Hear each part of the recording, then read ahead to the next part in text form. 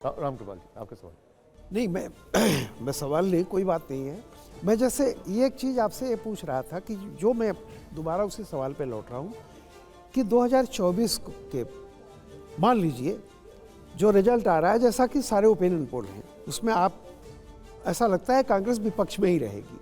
मैं ये कह रहा हूँ कि आगे कांग्रेस का क्या फ्यूचर है, किस तरह से कांग्रेस को आप आगे लोग ले जाएंगे आप लोग?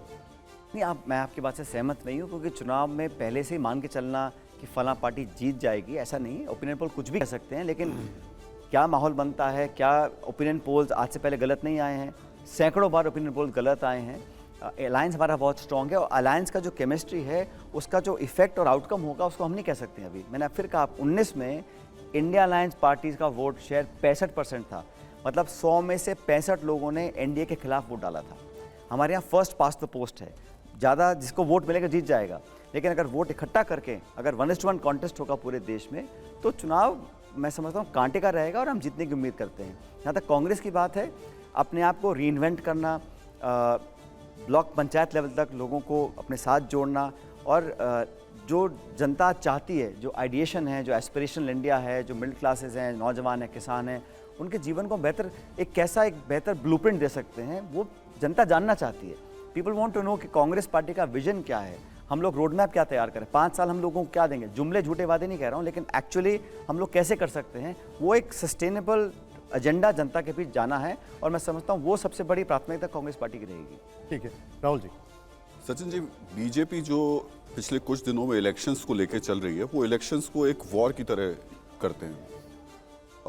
कोई भी चुनाव हुआ, एक खत्म हुआ और उसके शाम से ही अगले चुनाव की तैयारियां शुरू हो जाती हैं। अभी भी बीजेपी की तरफ से लगभग 50% जो उम्मीदवार हैं उनके घोषित हो चुके हैं। ये चीजें आपकी यानी कांग्रेस पार्टी या विपक्ष की बाकी पार्टियों में क्यों देखने को नहीं मिल रही है? ये जानते हुए भी कि अब चुनाव की लड़ाई इस युद्ध स्तर पर होगी, क्या आप अपने उस पारंपरिक रणनीति और ढर्रे को ही अपनाना चाहते हैं, या फिर आपको ये समझना है कि नहीं, अब इस स्ट्रेटेजी पे आना पड़ेगा हमको, इस वॉर फ्रंट पे आना पड़ेगा हमको? नहीं, अपने कैंडिडेट्स एक हफ्ता पहले या बाद अनाउंस करने से पूरा चुनाव बदल जाएगा, मैं ऐसा नहीं मानता हूँ। हो सकता है एक स्ट्रैटेजी का पार्ट हो कि कंसल्टेशंस के बाद कौन उम्मीदवार आ रहे हैं, 1-to-1 कॉन्टेस्ट कराने के लिए हमें क्या रणनीति अडॉप्ट करनी है। पूरा होमवर्क, फीडबैक, एनालिसिस, सर्वेज वो हम सब के पास हैं। जो इंस्ट्रूमेंट्स कोई पॉलिटिकल पार्टी यूज़ कर सकती है, हम भी यूज़ करते हैं, ऐसा नहीं करते। वो बखान ज़्यादा करते हैं, उनकी मार्केटिंग बहुत बढ़िया है, उनको एक परसेप्शन क्रिएट करने का रिसोर्सेज भी बहुत ज़्यादा उनके पास है। लेकिन ऐसा नहीं है कि तैयारियों में और स्ट्रैटेजाइजिंग करने में या आउटसोर्स जो प्रोफेशनल्स होते हैं उसका इस्तेमाल हम लोग नहीं करते। सब होता है, लेकिन उसका बखान बहुत ज़्यादा नहीं हो पाता है, क्योंकि ज़रूरत नहीं है। और बीजेपी का जो एक प्रचार है, वो अखबार, व्हाट्सएप, टीवी, मतलब कुछ छोड़ते नहीं है, रेडियो, सब जगह लगाते हैं, क्योंकि पैसा उनके पास है। जो डोनेशंस आ रही हैं, 95% पैसा देश में जो डोनेशन हुआ है बॉन्ड्स में, वो एक पार्टी को गया है। तो उस पैसे का कहीं तो इस्तेमाल करेंगे उसको, इसलिए। सचिन जी,